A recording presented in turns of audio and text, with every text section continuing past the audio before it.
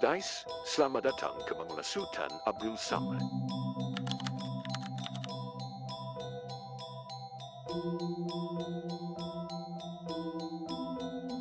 Inilah bahagian muka depan bangunan Sultan Abdul Samad yang baru sahaja siap direnovasi pada 2 Februari lalu. Dan kita lihat kat sini kita boleh tengok nanti kita bakal masuk dalam. So, ya. Bangunan yang telah dibina sekitar tahun 1897 dan berusia sekitar 132 tahun ini telah dijadikan sebagai ibu pejabat bagi pentadbiran British. Namun pada tahun 1984 telah dijadikan sebagai Mahkamah Persekutuan. Bangunan ini pada tahun 1984 telah dijadikan sebagai Mahkamah Persekutuan, dan antara orang yang agak famous untuk dibicarakan dalam ni adalah Anwar Ibrahim.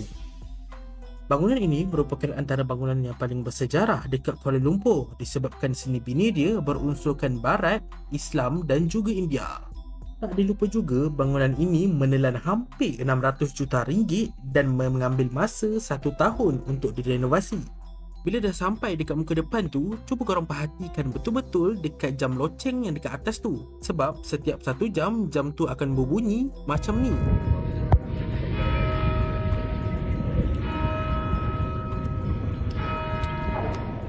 Jangan risau, masuk dalam bangunan ni percuma je dan korang boleh ambil gambar dan video sebanyak mana yang korang nak. Dalam bangunan Sultan Abdul Samad ni sendiri sebenarnya terdapat 5 pameran yang orang awam boleh pergi. Macam yang saya masuk ni ialah kamar koleksi di mana menempatkan gambar-gambar yang diambil oleh fotografer-fotografer profesional di sekitar bangunan Sultan Abdul Samad. Bilik kedua yang saya masuk ialah Balai Gagasan di mana pameran yang mengenai bandar Kuala Lumpur sendiri dan bangunan-bangunan yang tinggi-tinggi dekat Kuala Lumpur. Memang tak sangka ada satu model penuh Kuala Lumpur siap dengan LED lagi. Tengok tu, siap ada Stadium Bukit Jalil dan juga Menara Merdeka 118. Pameran yang terakhir saya pergi ialah Balai Pertemuan dan ini adalah pameran yang paling best saya rasa. Dalam bilik inilah diorang menceritakan macam mana sejarah Kuala Lumpur itu. Di belakang ni kita dapat lihat adalah gambar Sultan Abdul Samad, iaitu pemilik nama bagi bangunan ni. Kita lihat macam mana legasi dia meninggalkan kepada Kuala Lumpur dengan biji timah yang menjadi sehingga kini legasi bagi negeri Selangor dan juga Kuala Lumpur.